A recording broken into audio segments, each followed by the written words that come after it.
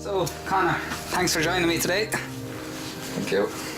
So we're here today to talk about mental health in adolescence. So first of all, I just get you to introduce yourself for people who don't know you, like myself. So my name is Connor Mansell and I am a UL graduate in PE and maths teaching. Okay. I've been teaching I've been teaching 3 different schools over the last few years. 2 mixed schools and currently in an all-girls school. For myself, mental health is something which I found is growing in society, as it's only recently we're seeing the importance of it, due to so many tragedies and families suffering from the illnesses. Personally, I didn't know much about keeping mentally healthy and how many people around were suffering until I participated in the Cycle Against Suicide. I think it was 2 years ago. Yeah. One man in particular came to speak to us.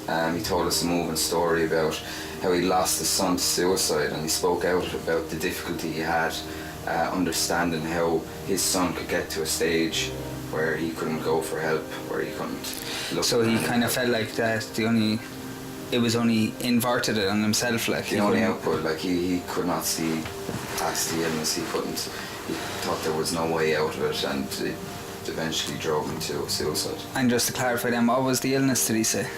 Was it depression? It was depression, yeah. He Depression. suffered from depression, and he found it hard to socialise with people, so it was mainly depression. And but at the same time, the son didn't let on. He was suffering. You couldn't tell that he was suffering. And it's funny because, like, in between 15 to 19-year-olds, depression seems to be the most rampant mental illness at the moment. And you're wondering, well, you'd be thinking back, I know it's only a couple of years, but when we were 15, 16, like, maybe it was due to not having the amount of social media influences what it is today, like, you know, or maybe it could have been the social settings that we were surrounded by. Yeah, you know? Social media definitely has a huge part to play in it.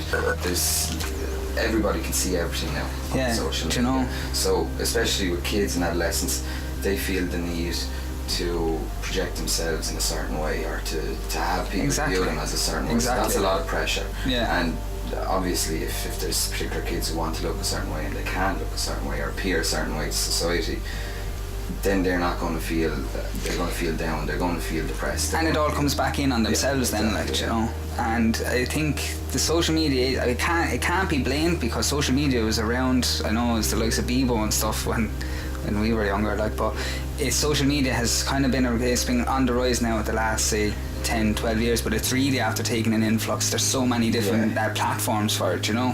And you have the likes of, say, these different icons. Just say we take girls for example, they have the likes of the Kylie Jenners and the Kendall Jenners and all these people who are like, after getting a heap of work done, and they're looking at themselves going, oh, why can't I look like this, like, you know. And then that's when the not self-hate, but this self-doubt and this self-respect kind of takes a toll, like, you know. Yeah, they're being fed images that they can't or shouldn't be trying to live up to, rather than can't. Especially at that age they shouldn't. And so you were in 2 mixed schools.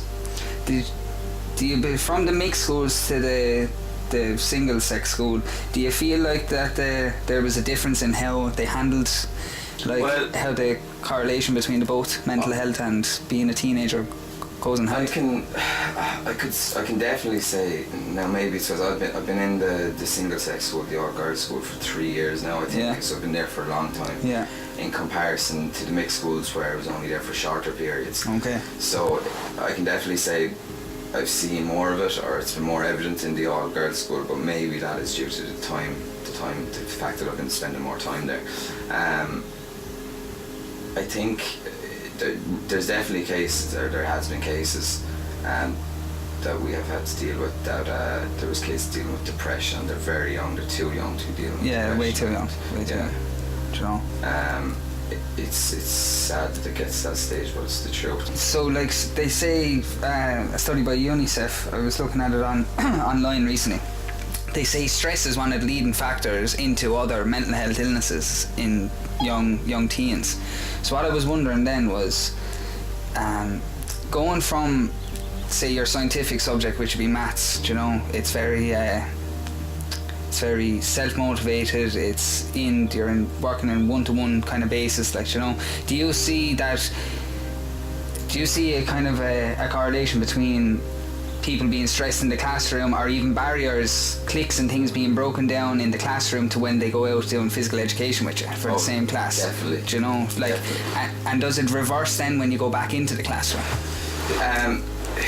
Recently I've changed my classroom setting for maths as well, but definitely in terms of PE, right, originally I had my classroom rows of seats, the standard way the classroom was, rows of seats, everyone facing forward looking at the board, and it kind of sets up what you were saying, like, where it's very self-motivated, you're doing everything yourself.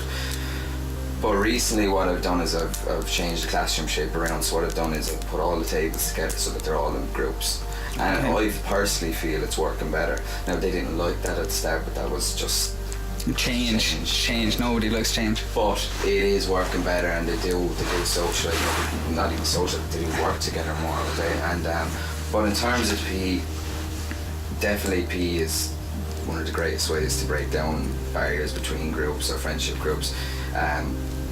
When teaching PE, I never allow my PE classes to pick their groups. I pick everything myself, and which allows me to mix different groups together, and it encourages them to get on with one another, to talk and to interact. Yeah. And do you have, because there's always some in every class, like, so students that wouldn't be very into sport, do you have those that kind of? Definitely, yeah, you would have those, and some of those students excel in the maths classroom. Yeah. Then they go to the PE class setting and they find it difficult. But they still get involved, or I try to get them involved. Now, you're always going to have the few that don't. But going back to mental health again, like, as we all know, physical activity is so important for America. It's fantastic. It's one thing that I always bring up in the classroom. Like, I often get notes, in an all-girls school, and I did a study on my FYP was based on adolescents' participation in physical activity in Ireland at the time, and from our study we could see that it's definitely young females who are dropping out of sport early, who are not taking part in physical activity as long, and for that reason I always try and get them involved. Just anything at all, even if you get changed, just go and do a small bit. So I'd often have notes coming in, girls coming in with notes saying, I can't take part in PE today, can't take part in PE today, this excuse, that excuse. But at the end of the day, I'm going to try, not pressurise them into taking part, but encourage them into take a part. Push them towards it. Because at the end of it, I see it time and time again. They come in, they don't want to take part, I finally get them to take part, and at the end of it, they go out smiling.